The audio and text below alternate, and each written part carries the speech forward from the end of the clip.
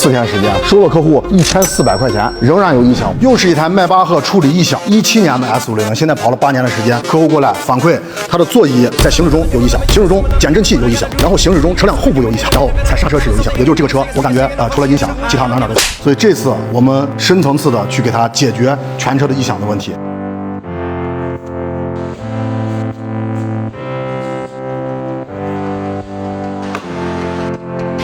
现在是座椅已经分解完了，经过我们分解以后，发现它的异响来源于上面这些是金属件，可以看到中间下面这个是塑料件，金属和塑料时间长了，它会产生中间有点间隙矿亮，所以客户一坐上去就会有这样的声音。那要解决这个问题呢，就得把座椅整体打散，全部重新给它装一遍。那这个其实是非常费功夫的。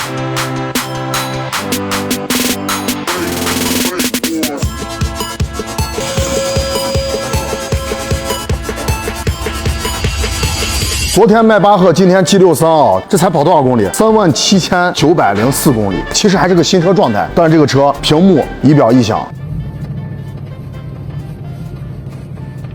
那之前去了4S店处理了4天时间，收了客户1400块钱，仍然有异响。我们看他是怎么解决的啊？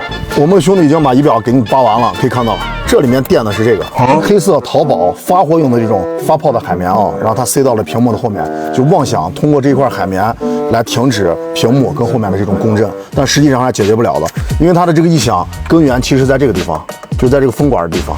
我们要把前面的仪表整个给它拆除掉，重新进行安装，然后该固定的地方给它固定。那处理这个异响，其实你看着很简单，实际上很麻烦。来，你就看这处理个异响，有没有必要把车扒成这个样子啊？都漏铁了。然后你再看这，这真的是比改一台大 G 还费劲。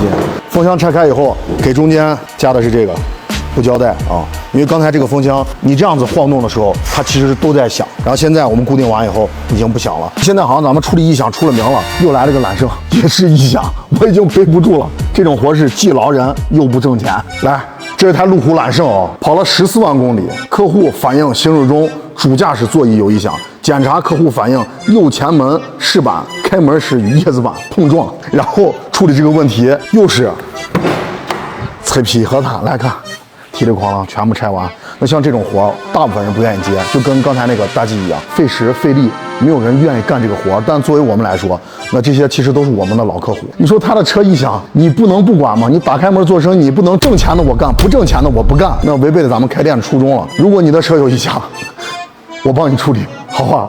你们是不是总听到这句话说这是正常的，那是正常的，有点声音是正常的，这个东西磨损它就有声音，它是正常的。但是我告诉你，很多东西其实不是正常的。新车来我们这儿直接拆完拆散再给你装上去，不管是改内饰也好，改外观也好，那都能保证没有声音。那你原车只是有一些使用的时间了，它就有声音，那它就是正常的吗？它当然不是正常的，只不过正常是推脱的一个借口。就包括经常去4S店说是这个车的通病。我们上次处理那个迈巴赫也是吧，新车吧，才跑了不到1万公里吧，那折磨客户不行了，4S店说那是通病，来到咱这儿，咱2下，最终是处理完的。虽然我们是收费的，但是我们愿意花时间去帮客户解决这个问题。所以这个问题就2点，一个是技术，第二个是耐心。我觉得耐心比技术可能在某些程度还要再重要一点。技术对于我们这个行业来说，它其实是一个基础，尤其是服务像这种车型。那你说从业人员哪一个不在10年以上？你像我们自己，大部分的师傅全都是从奔驰4S店出来的。那你说4S店没有技术吗？他为什么解决不了这个问题呢？是因为态度